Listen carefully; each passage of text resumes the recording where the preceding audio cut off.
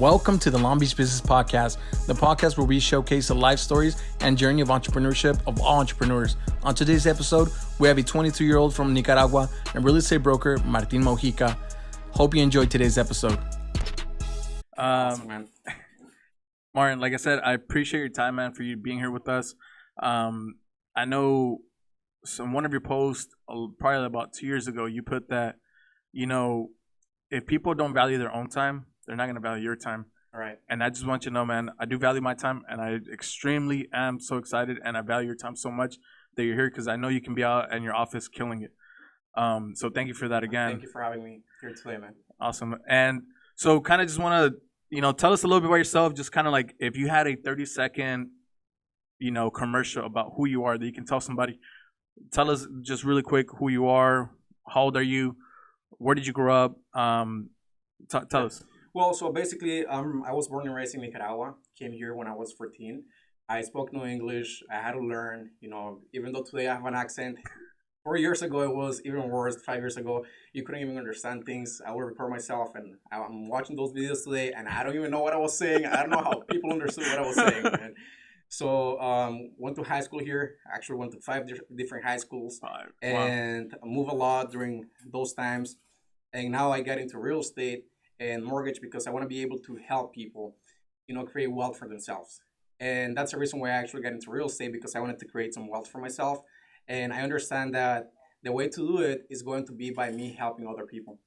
That's amazing, man. I mean, and I'm going to touch on some of those things that you said, because just in those little 30 seconds, little minute that you had, you said a lot of stuff.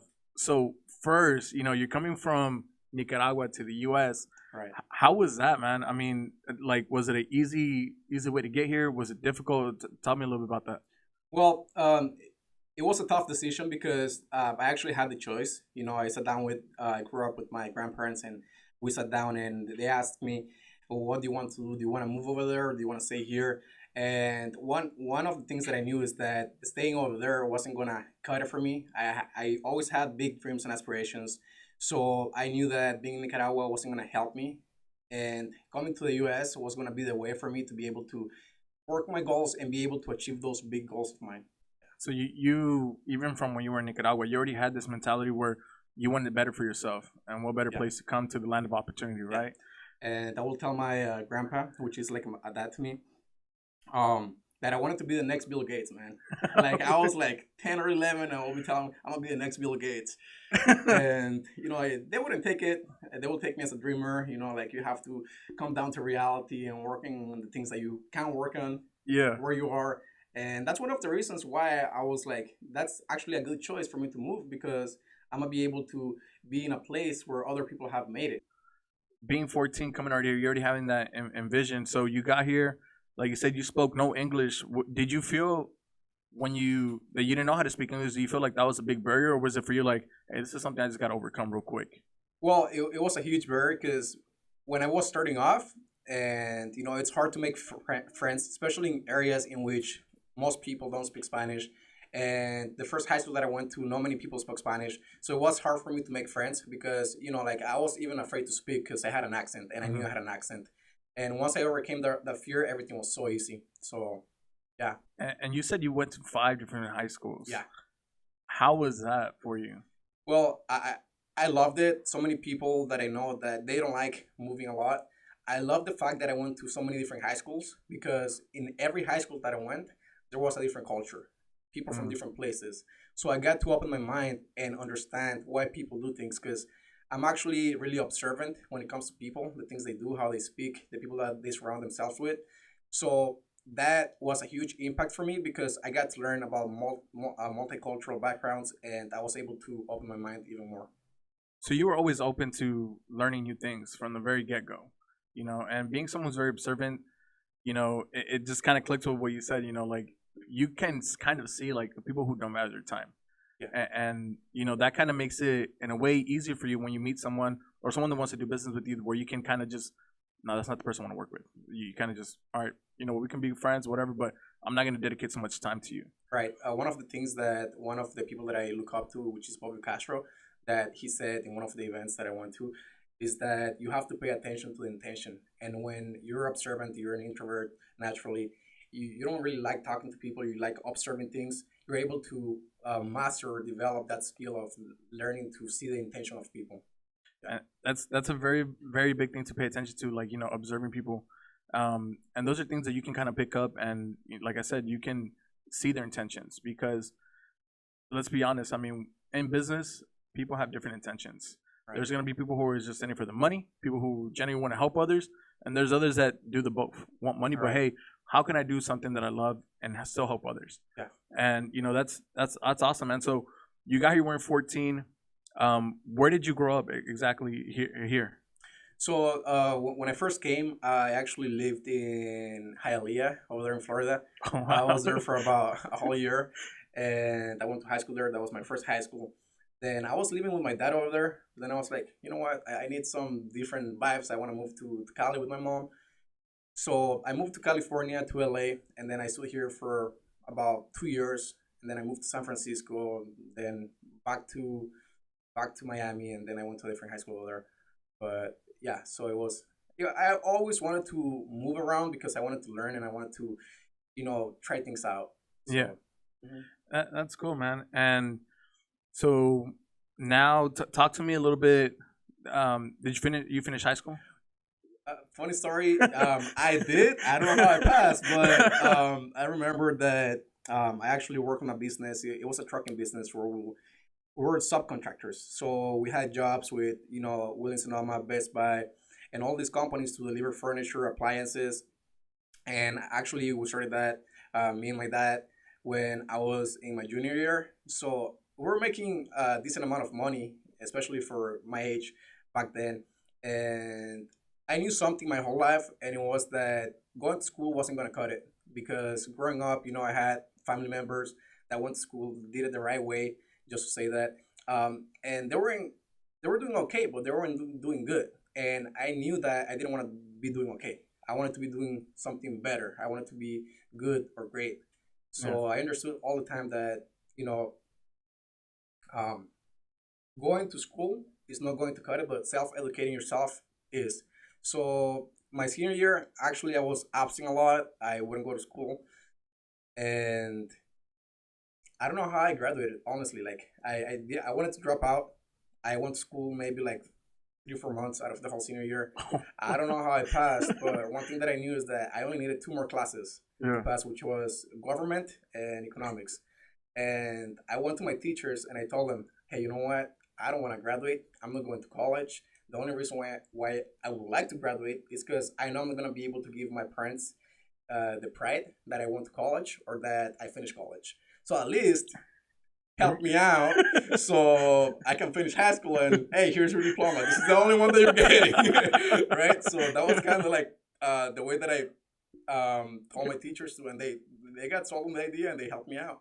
Helped me with some extra credit, allowed me to finish the homework, and that's how I got my high school diploma. So even before you graduate, you had to, in a way, kind of persuade your teachers, kind of help you out.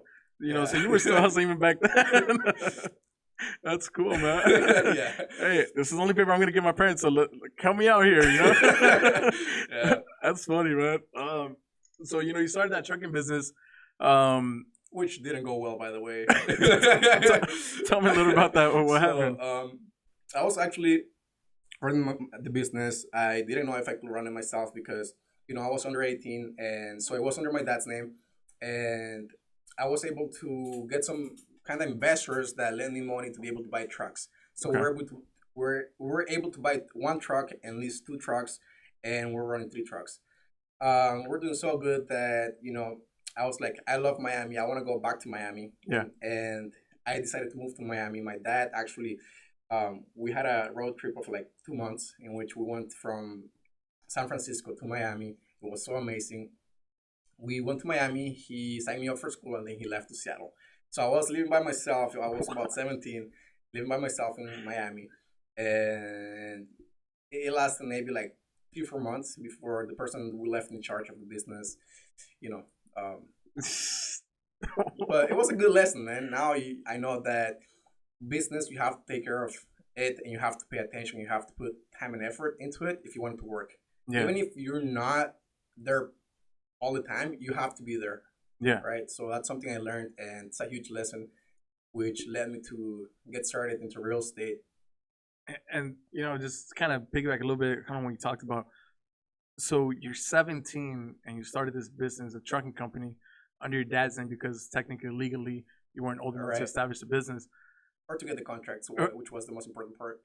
So you're 17 and you already had this idea. How did you get that idea even to begin with? Because I was working weekends, and even some days that I wasn't supposed to be working, I was supposed to be in school. But I was working because I wanted money, right? I wanted to do something, invest money or whatever. But how I got the idea is because I was noticing that we were doing all this work. Some days we were working 12 hours, physical labor, carrying fridges that were like 400 pounds. So I told my dad, hey, we're doing all this work and we're only getting paid this much. How much are we putting into this guy's pocket? Yeah. That's not fair. Like, how about we do it? We can do it ourselves. And my dad was really hesitant about the idea because it's a huge liability. You need money to start it. So it's yeah. So then this business, you know, didn't work out the way you wanted to. So how did you get into real estate from there?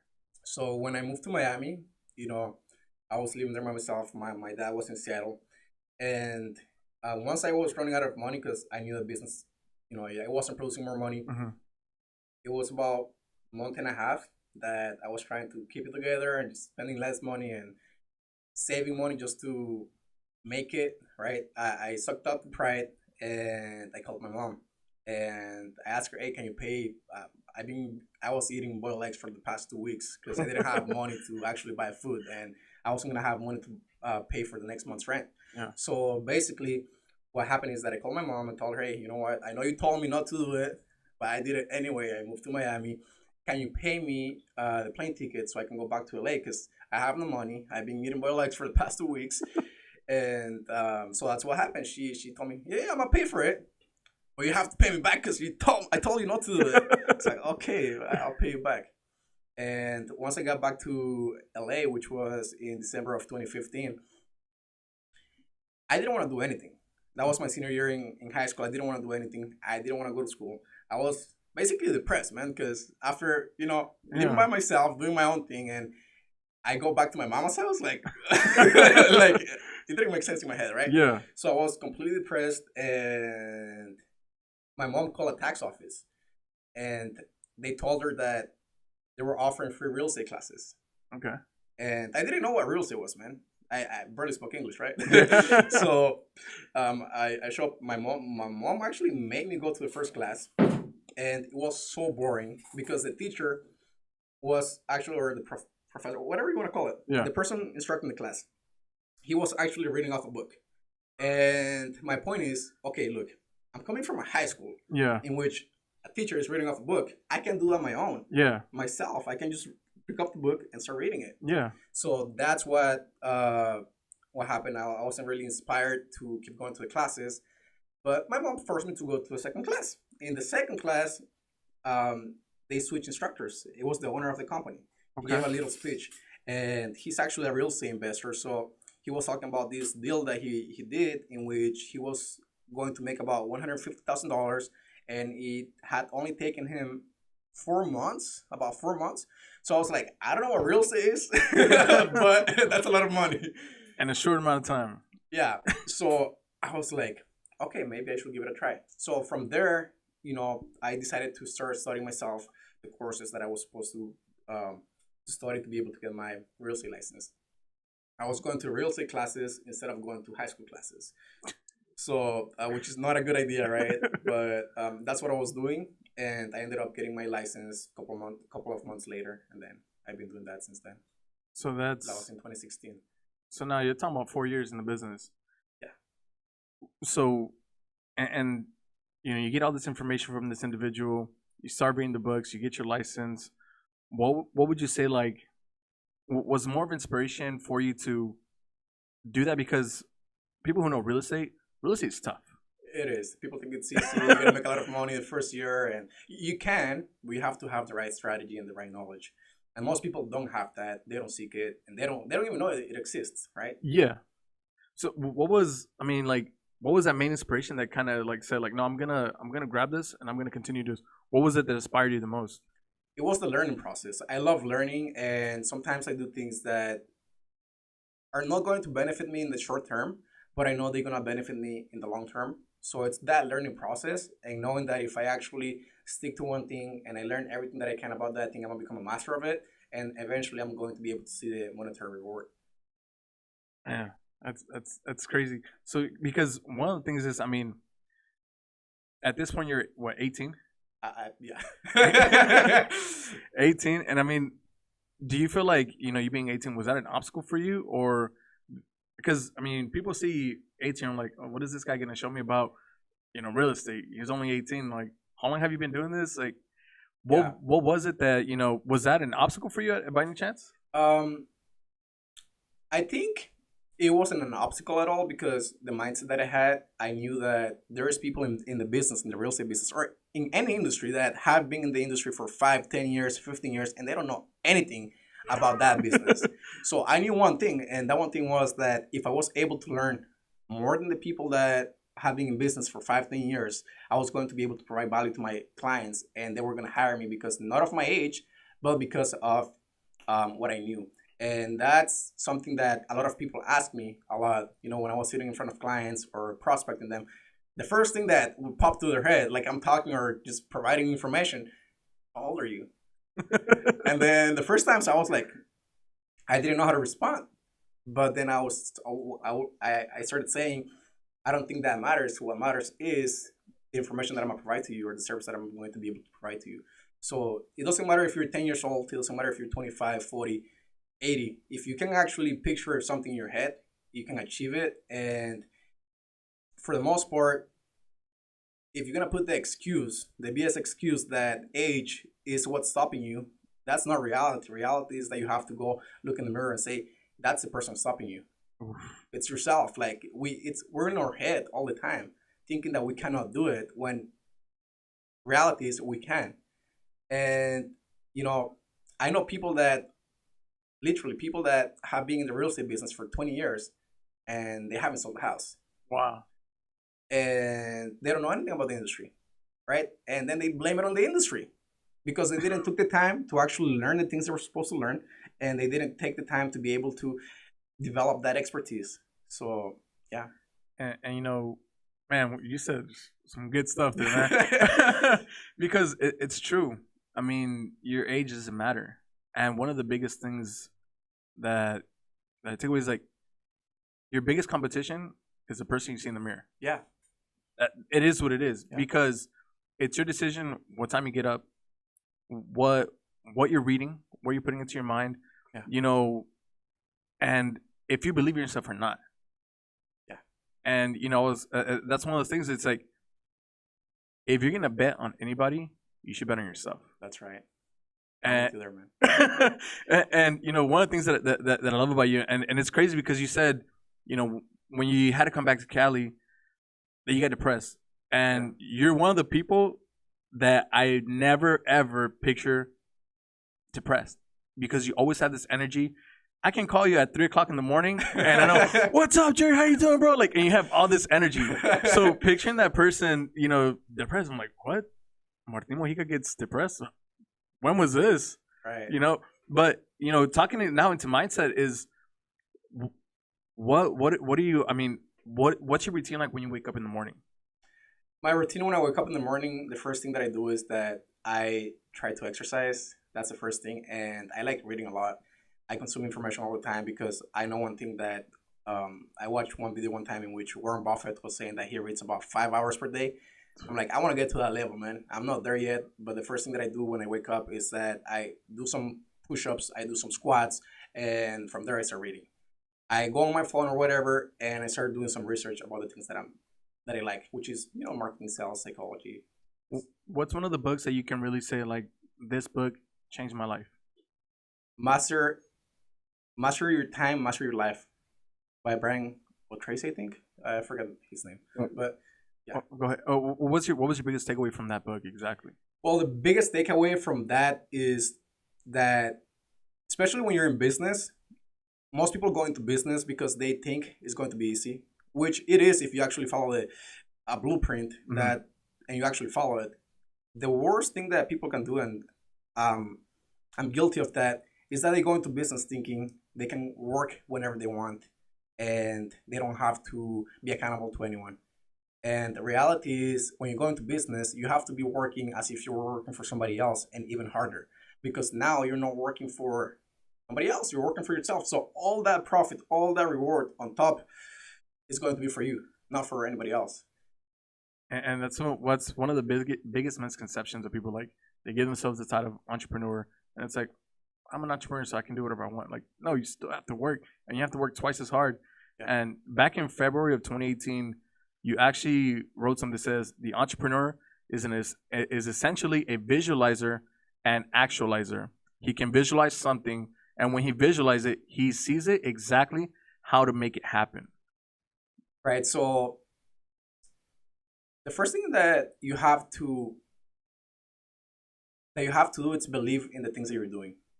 If you don't see it in your head, how do you picture it physically? Yeah. Like, everything that we have here, it's a replica. Yeah. You know, everything, even paintings in museums, they're a replica.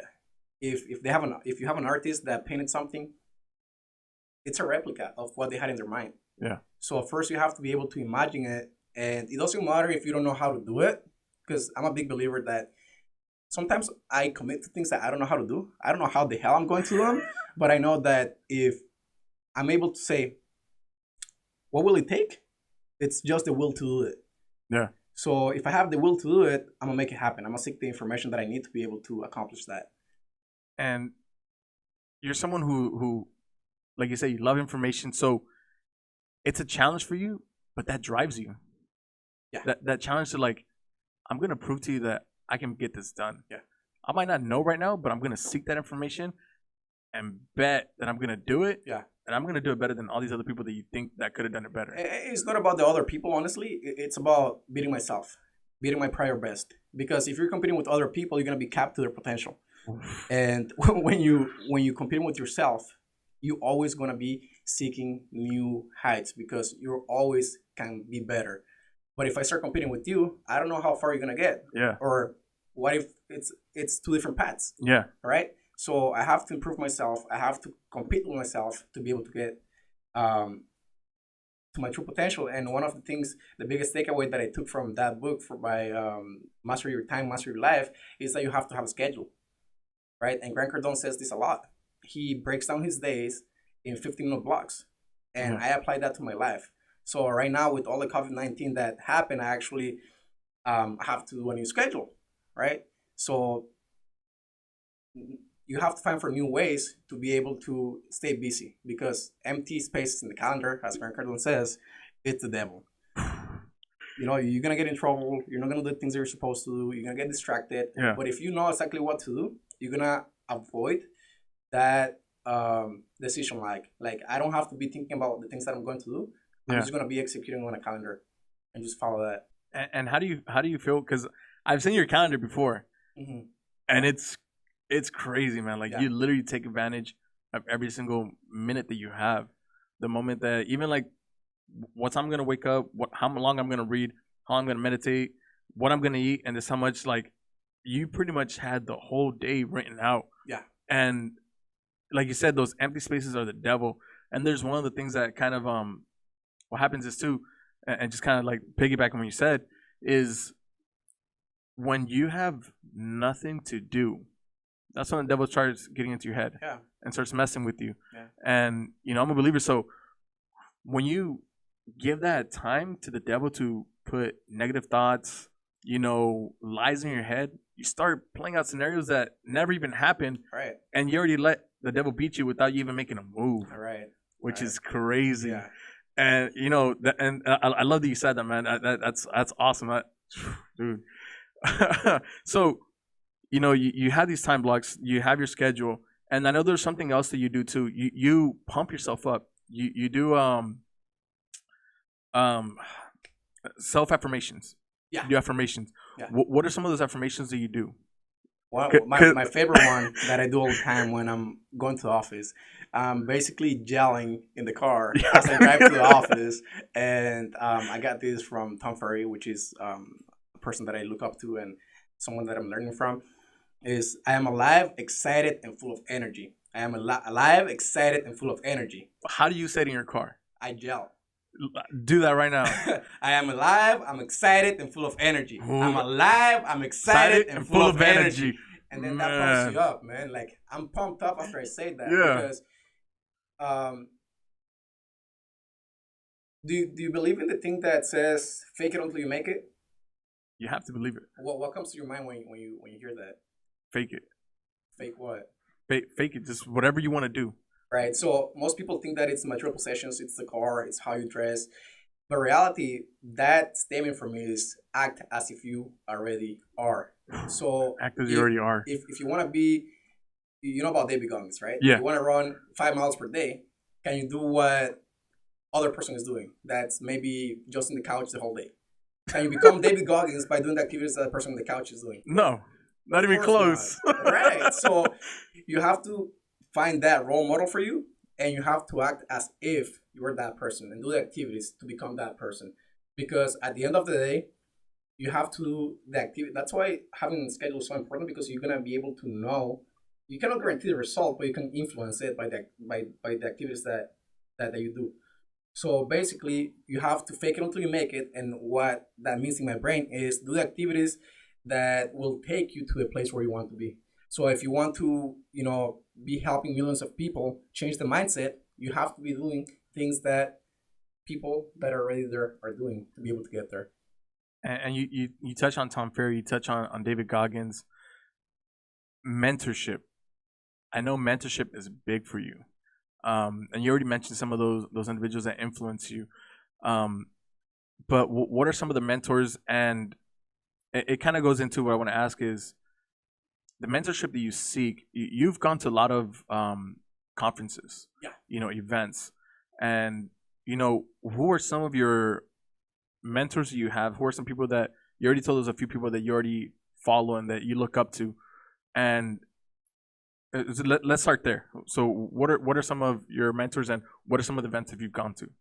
Well, some of the events that I've gone to, actually I go to a lot of local conferences and seminars on self-growth, but big events that I've gone to is the Vault by Patrick David, which is a genius businessman. He's being able to build this amazing company with a lot of agents, and he's nationwide. And the other conference that I've attended, it's the Dreaming Conference by Albert Porcello, which is on mindset and some real estate investing. So for the most part, conferences are great. And what I think it's more great about information or mentors is that the greatest mentors on earth are already gone. And what I mean by that is that people that wrote books, like you have Think and Grow Rich by Napoleon Hills. This guy is not here with us anymore. And it took him how many years to write that book, right? Yeah. Over 20 years. And that's the best mentors that you can seek. It's books. Because even though it's good to have somebody physical here that's going to be talking to you, something I learned is that we have the conscious and unconscious mind. And from age 0 to age 7, we're basically in a hypnotic state in which we're just downloading information into our brain. So basically everything that is in our atmosphere, everything that our parents are saying, everything that we're seeing, it's basically getting downloaded into your brain. After age of 7, anything can change. All the habits, all that operating system that you have in your subconscious mind, which is 95%. Sometimes, how did I get here? I don't know. I just drove here, right? Yeah. I didn't think about driving. I just drove here. Yeah. Right. So that's my autopilot. That's my subconscious mind driving me here. And the other 5% is when I actually have to think about things. So, the best thing that you can ever do when it comes to mindset is knowing that you're in charge and that you can change everything that you're absorbing. Yeah. And just be consistent about it. Because after age of 7, the only way to change things or create new habits is by repetition. Right. So once you learn something, there's no way for you to forget it. It's always going to be in your brain. So sometimes we have bad habits. We cannot eliminate the bad habits, but one thing we can do is replace them with new habits that are good for us, Yeah. for that person that we want to be, or for that goal that we want to set, or that vision that we want to bring to life. So, yeah. So it's everything. You know, audiobooks, reading books, absorbing that information, getting away from negative things, because even though avoiding things that are bad for you is sometimes not the best thing, you just have to face them. When you're in the learning stage, that is the best thing you can do. Yeah. Because you have to place yourself into a new environment, and if you don't have that environment, you can create it, right? So that's something that I learned, that you have to create your environment to be able to create the energy that you want. If I'm in a negative environment, what sense does it make for me to stay there? Yeah. No, like, or if I have somebody just in my head talking to me negative or bringing me down, why should I keep talking to that person? Yeah. Just get rid of them and listen to mentors. You know, one of the people that I look up to a lot is Grant Cardone. Yeah. Because he's all about self-growth. He's about getting to a next level, reaching new heights, basically becoming the best version of yourself, 10xing everything. Yeah. And it comes from a spiritual level, because I do believe in God, and I believe that once, you know, I'm up there in heaven, I want to be sure that I did everything that I was supposed to, and that I was able to actually accomplish all the things that God had for me. Yeah. So self-motivation, I wouldn't call it self-motivation. I would call it downloading a new operating system into your brain on how you want to live your life. Because if I had the belief that how I was going to be the way that I was going to be my whole life, I don't know where I will be, man. Because sometimes Bob Proctor says this a lot, and he's a great guy. He's being able to reach millions of people, and he's one of the top personal coaches for personal development in the world. And I missed what I was gonna say, man. Man, that's go ahead. No, go ahead. Man, you said so many things that literally just dropping bombs.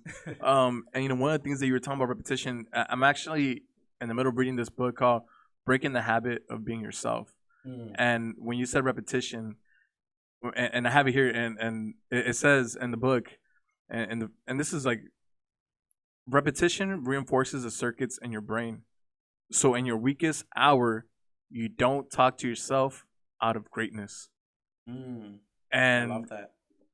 Man, when you were talking about that repetition, it's like we need repetition of better habits. Yeah. Because and any person that's done something in life or has accomplished something will always tell you, do you think those bad habits that kept you broke, do you think they're gonna help you get rich or have wealth? No, of course not. You have to build new habits or replace those bad habits with better habits that are going to help you, in a sense, level up. Yeah. And just kind of keep growing and keep growing. And, you know, that's one of those things, man. Like, you just have to keep growing yourself. Yeah. And look at the 5 people that you're closest to and really kind of see, like, who are those people that you keep in your circle? Right. Are they helping you upgrade, or are they kind of just keeping you in this negative environment, and you're scared to kind of break out of the environment because you're scared of learning new things, or what else you can do? And one of the biggest things that, and you talking about, you know, being a spiritual person, so am I. And when you talk about when you get to heaven, that you want to make sure that you accomplished everything that God has set out for you. Yeah. And one of the things that I've thought about is, when I die, one, what are people going to say? How did I impact them? Yeah. Was I a burden for them? Was I someone who inspired them? Was I someone who, you know, was a blessing to them? Or was I kind of like a burden to them? And is the world technically a better place because I'm not here no more? Yeah. Or is it just like, hey, what kind of impact did you have on those? Right. And, you know, once I get to heaven, you know, is God going to tell me, hey, you accomplished everything that I had for you? Yeah. You know, job well done. Or is it going to be like, hey, I had this whole road for you, this whole better life for you that I wanted for you, but you decided to make this other decision that I told you not to do, and you knew it. So those are the things that I've thought about, and I think about it. I'm just like, man, like that's why, like, now waking up praying and having that time of meditation, you know, talking to God, is one of the first things that I like to do to kind of know, like, all right, hey, take me where you want to take me, because I know wherever you're gonna take me, Right. it's gonna be paradise. And one of the things that you said, that sometimes we have, you become the average of the 5 people that you surround yourself with. If those people are not people that you want to become like, you have to replace them with books. You have to replace them with audiobooks. You have to replace them with material that's gonna download into your brain, penetrate into your brain, Yeah. and help you become the person you want to become. Yeah. All right. So that being said, once you get another fact that I learned is that people, the only way that they change or create new habits after 25 is by when they have a traumatic event in their life. That's the only way that most people learn after age 25. So after age 25, people that don't seek information or seek new information, they practically stay the same. Yeah. Many people don't stay the same. And one of the things, you cannot expect different results doing the same activities. Yeah. And one thing that I learned is that we cannot guarantee the results, but we can influence the result and the outcome by the activities that we do every single day. Man. Right. So always learning, it's one of the things that I love doing. And I know it's why I've gotten to the place where I am today. Even at age 22, many people tell me you have accomplished so much, yet I feel I haven't accomplished anything. And I feel like I have the duty to be able to do more. I have the duty to be able to share my knowledge with other people. Yeah. Because what I do when I learn is not just for me. I want to be able to share that knowledge with other people, because I know that if it helped me, it's going to help them. Yeah. And at the end of the day, you can measure success with money. Yeah, you can do that. But reality is, for me, success comes when you're able to become wealthy in all the areas of your life, which finances, spiritual, and more than anything, by helping others, by the amount of people that you're able to help. Yeah. Change your life and become the best version they can become. And that's awesome, man, because there's not a lot of people that think like that. Yeah. A lot of more people is like, let me talk to this person because I want to see how they can benefit me and what can I get from them. It's never like, what kind of value can I bring to you? And that's one of the things that when you talk to someone, it should be like, what kind of value can I bring to you? Yeah. How can I impact your life, or what can I do to kind of be just a straight blessing to you? Yeah. And one of the things that when people go into business, that's one of the things they miss, is that they go into business to make money. Yeah. And that's why many people stop. That's why many people don't keep going. That's why many people just quit and they're buried in the cemetery for entrepreneurs, because they just want to make money. All right. Yeah. But when it comes, a real entrepreneur is someone who's going to risk their finances, or they're going to risk something to be able to fix a problem in the community. And that's the way that I see a successful entrepreneur. Not only because you make money, but because you help make a difference. Like, how many people did you help on the way up? Yeah. Not how many people did you have to step on and put down to get yourself up. Yeah. And that's so true. Oh man, that's awesome, man. And and one of the things, kind of going into the business that you're now, is that's something that you do. Yeah. Because being a broker, you have to, and honestly, you grab the person that's, what's their vision, what are they looking for, and how can I help you get into that home, or that space that, going from a renter to an owner to how can I help you? Yeah, and one of the things that I live by in my business is that what the duty of the samurai is? It's basically to protect the empire. It's basically to protect the emperor. And for me, my empire is my clients, and I'm the samurai for their best interests. So that's what I live by. And I know that now that I'm growing my company, I'm actually putting systems down and putting in writing whatever it is that I want other people to know about my company. Yeah. Because I want to be able to transfer that. Yeah. Right? Because things that are said are forgotten, but things that are written have longevity, and they're going to be there forever. Right? So I want to be sure that things are read the way that I was thinking about when I first wrote them, or I first thought about them. Right? So protecting the client's interest is going to help you so much in a service business, because you're going to be able to grow from there, and you're going to be able to attract as Bill Gates says, the most powerful type of marketing is word of mouth. Yeah. And if you have a good reputation by helping clients and helping them get what they want and what they need, you're going to be able to attract more people because they're going to talk about you. They're going to say, 100%. oh, who helped you do this? Oh, this guy helped me do this. Yeah. And they're going to come to you. But if you do no good to them, guess what's going to happen? They're not going to tell one or two people. They're going to tell the whole town. Yeah. All right? So I tell people all the time, when you get into a service business, you have to do good. You have to do great. You have to be able to provide good service to the client. Because if you don't, you're going to be able to survive. But you're going to survive for 1 year. Yeah. Maybe 2, if you get lucky. Yeah. But reality is, if you're in an industry or a business and you want it to grow and you want it to go far ahead, you have to be good to people so they can create that reciprocity.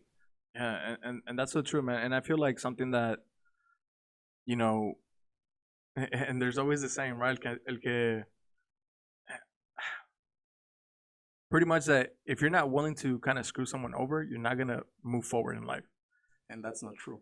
And it's not. If you do right by people and you take care of people, believe that those people are going to bring more people to you. Yeah. And your business is going to not only live by a good name, but people are going to want to be happy to do business with you. Yeah. Oh, man, I've always wanted to work with that guy because I've heard so much good things about him.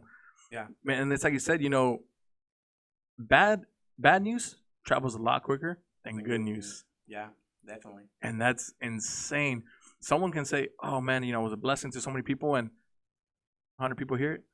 But as soon as you hear it, you won't believe how this guy stole this guy's money and how he embezzled them or whatever it was. That thing travels like wildfire. Yeah. And it's crazy, man. And just a thought process that you have, like, I'm a samurai for my clients. I'm here to protect them and make sure that I put them in the best situation possible. Right. Is amazing. And what I love about you is that you don't only help, average people, but you help the Hispanic community, and you do a lot of work, for people who, when they look at them, just because of their appearance, I'm not gonna waste my time because they don't make enough money. They're not worth my time. And that's something that has kept me going because I know that the Hispanic community, especially here, it's underserved. And I know that they need someone to be able to present them with the right information so they can make the good choices for themselves and create some work for themselves. Because at the end of the day, renting is good, but it's not as good as owning a house or owning real estate in general. Because I was actually doing some research, and the average net worth at 65 of people who rent is 5,000. And the average net worth of people who own a house at age 65 is over 200,000.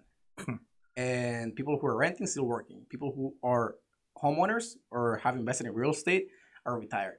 Yeah. So I know that if they get into investing into real estate early, they're going to be able to retire and live the life they deserve, right? Because we're not here just to be working all the time. You know, there's things that we see as work. Most of the things that I do, I don't see it as work. Sometimes you'll call me and I'll be working by the definition of working, but I'll tell you I'm just here, right? Because I'm actually doing the things that I like. When it comes to paperwork, then that's I'm working, man. Leave me alone. Right? I'm not someone that likes to be just doing paperwork. I don't like that. But everything else, I love. And you're genuine about the work that you do, and you genuinely love helping people out. And more than helping people out is that I help people. I love helping people become educated because I know that I can do something for someone and they can hire my services and I can do it one time. And then if I don't teach them, they're going to come back to me. But reality is that I want to be able to teach someone whether or not they hire my services. But at least I know, even if they go with somebody else, they're going to be able to make a better decision. Yeah. And they're going to make the best decision for themselves because I was able to educate them. Right. And in your field right now, and we talked about a little bit, you kind of mentioned it, with COVID-19 and, the coronavirus going on right now, do you feel like that's affected your business right now? It's affecting everyone in different ways. Some people is in a positive way, other people is in a negative way. I feel this needed to happen for the real estate industry to be able to bring it to the future, to bring it to the way it's supposed to be. Now we're seeing a lot of changes in how the industry works and how all the technology is going to allow the consumer to be able to make the buying, selling process easier even the mortgage process easier, because now we're adapting to not being able to do business face to face. Yeah. Right now we're adapting, and we're gonna be able to, with the virtual tours. Now they're integrating the virtual tours, so it's not an option. You can actually just do it, and people are gonna be able to see their house, the house from their house, and they're gonna be able to get a feel of how the house looks, or walk through the property through the virtual tour. And right now everything is virtual. You can do business over Zoom. Yeah. You're meeting with people over Zoom. You're meeting with people in person, taking the precautions, right? But it's all the same. Especially my business, I know a lot of people right now. I had like 10 people talking about short sales and foreclosures. With all the programs that are out there, if we locate the community, I know that's not going to happen on a big scale to affect the market. Yeah. And more than anything, right now there's low inventory when it comes to the housing inventory, and interest rates are low. So I know that's gonna keep the house prices stable. Yeah. It's not like what happened in 07, 08, in which we had people that wouldn't qualifying for loans, or we had people that the mortgage payment was their whole salary for the month, right? Yeah. Because they were getting into programs that weren't for the consumer, and people were willing to offer anything for the house, right? Yeah. So now that's not happening. Banks are stricter in the guidelines. They're stricter in everything they're doing. So the growth that we're seeing is a controlled growth, which means that we're not going to have a big fallout like we had in the past. And of course, with any pandemic that there has been, we see how it affects the economy, but then it restores quickly. Right. Because, yeah. It needs to be restored either way. Yeah. And, for you right now, you look like one of the biggest things that, business people talk about is adapting. Yeah. And it looks like you've adapted well to what's going on right now. And it just seems like hasn't phased you. It had for the first few weeks. Mm-hmm. I deactivated my Instagram, my Twitter, because I was like seeing so much negativity about the COVID-19 that it was getting to my head. Yeah. And something I know is that that's getting downloaded into my brain. I don't want that. I don't want the negative information, because then it's taking time away from the things that I'm supposed to be doing, the things that I'm supposed to be learning. Right. So I deactivated my Instagram, my Twitter, and now it's back activated. It's all back to normal. But it was because I was seeing so much negativity, and that was taking my energy away. Yeah. So it did affect me, but then I was like, no, I have to act, I have to adapt, I have to be able to know what's better for me, and not just go with any source of information. And the problem with what's happening, or what was happening before, is that I could mute one page, but then 100 pages more were posting on the same thing. So everything I saw was COVID, Corona, all these things, memes, things that didn't serve me. Yeah. And so, so you have to be willing to create your own environment. You have to be willing to create your own economy, because even when there's a great economy, there's people winning and losing. When there is a bad economy, there's people winning and losing. Yeah. It is about the things that you do to be able to create your own economy. Oof. Yeah. And that's what we're kind of talking about, right? A lot of negative news travels a lot faster. Yeah. And when that negative news transfer, it overpowers and kind of puts this cover on light on what good news is, and the positive things that are doing. Because there's a lot of negative things going on, but like, okay, let's look at the good things that are happening right now. Yeah. Right. Because there's still a lot of people thriving, and there's still a lot of positive in the world. Yeah. You know what I mean? Like, people are spending more time with their family. Of course. Now you have more time, in a sense, right, to pick up or finally read that book that you say you're going to do, paint that painting that you wanted to paint. Yeah. Pick up that instrument that you haven't picked up in years, and really building on yourself. Yeah. And one of the biggest problems I feel is that people are scared being by themselves, because they're so used to being around others that they're not comfortable with themselves. Yeah. And that's one of the things that, you have to be comfortable in your own skin. You have to be comfortable who you are, and really just be happy with yourself. Yeah. Don't rely on someone else to bring you happiness. Yeah. And, go ahead. Yeah, and I actually, one of the things that I did through this pandemic right now is I call my friends to make sure they're okay. Yeah. Because things that hit me a certain way are not going to hit other people the same way that it hit me. So I wanted to make sure that all the people that I care for were taken care of and that they were doing okay and that they were in the right mindset to be able to continue. And one of the things that I did is that I actually went through all my videos that I have recorded over the past 4 years, and I found this one video that said that most people try to seek happiness on the outside, Yeah. and that's why they will never be happy, because you have to be able, like you said, to find happiness from yourself, Yeah. from within, to be able to be truly happy.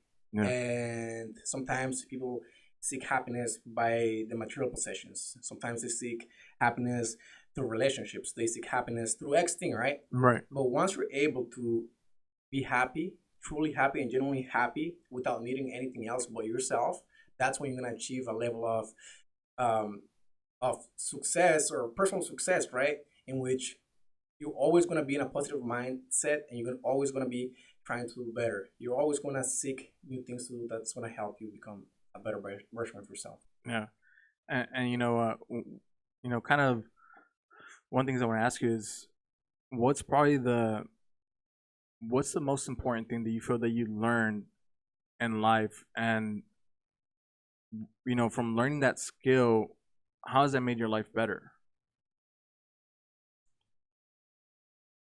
I think the most important skill that I've learned, besides self-educating myself, it's the power of influencing others to do better.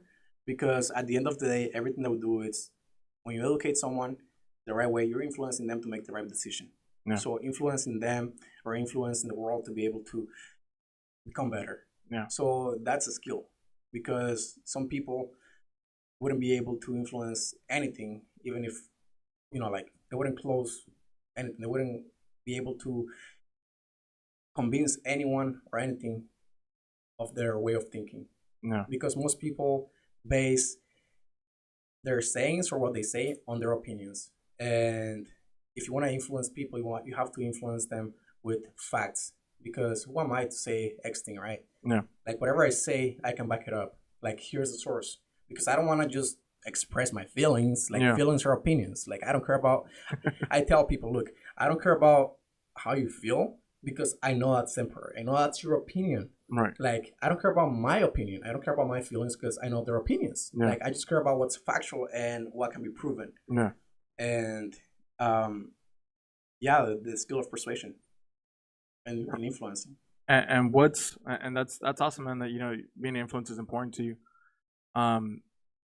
What's something that you're working on right now, currently? Where do you see yourself going by the end of this year? And what are some plans you have in place right now for the future? Some of the plans that I have in place, personally, of course, I'm gonna keep learning. I'm gonna keep growing, and one of my goals is to be able to transfer my knowledge and be able to help other people download the right information into their brain so they can take the right actions and become the best selves. So I see myself, even if just because I like doing it, I like sitting down with people, talking to people, and transferring that knowledge. So I want to be able to help others. I'm gonna find a way to be able to create some type of YouTube channel in which I'm gonna be able to share techniques that have worked for me, that I have learned from other successful people, and I want to just be able to get people in the right mindset. So that's something that I would love to do in the near future. Other things in the business part, I'm going to grow my company, and I'm going to start recruiting people to be able to do the same thing that I'm doing on the mortgage side. Okay. Because I want to be able to educate people on how to educate other people. And I know, like that, I'm gonna be able to grow as a company, because even though I have a vision and it's not about the money, I'm gonna need that resource to be able to get to more people. Yeah. All right. So even though whatever I do is not gonna be about the money, the business needs to stay afloat to be able for me to be able to get to more people. And the more people that I get to, the more impact I'm going to have in the world. So I see myself growing my company, and I see myself helping more families. In the next 2 years, I'm actually thinking one of my plans is to actually be able to become a direct lender. And I'm going to grow my company next in 2020. My goal is to get to 10 licensed agents, and from there just double in size every single year. That's And awesome. right now, what I'm putting together is my systems on how I'm going to be able to define whether or not people are going to be a good fit for the company and we're going to be a good fit for them. Because eventually, when I let somebody into my company, it's because I know they have the same values and they're going to be able to help other people the way that I intended to be, right? So I have to have some type of filter for the people that are going to come and decide, and that filter is going to allow me to decide the people that I'm going to invest my time with. Yeah. Because they're going to need information and they're going to need to be taught on how to do those things. And I'm a strong believer that if I'm going to teach somebody how to do something, it's because I've done it myself and I know it works. Yeah. It's not just, it's good reading books, but you have to go implement that knowledge, try it out, see if it works, and then now you have that social proof that it's yourself. Yeah. I did this and it worked. That's awesome, man.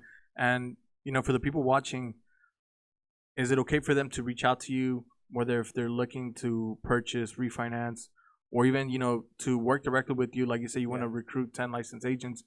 Are you okay with those individuals to reach out to you? Yeah, of course, man. I'm always open to expanding my network because I want to be able to.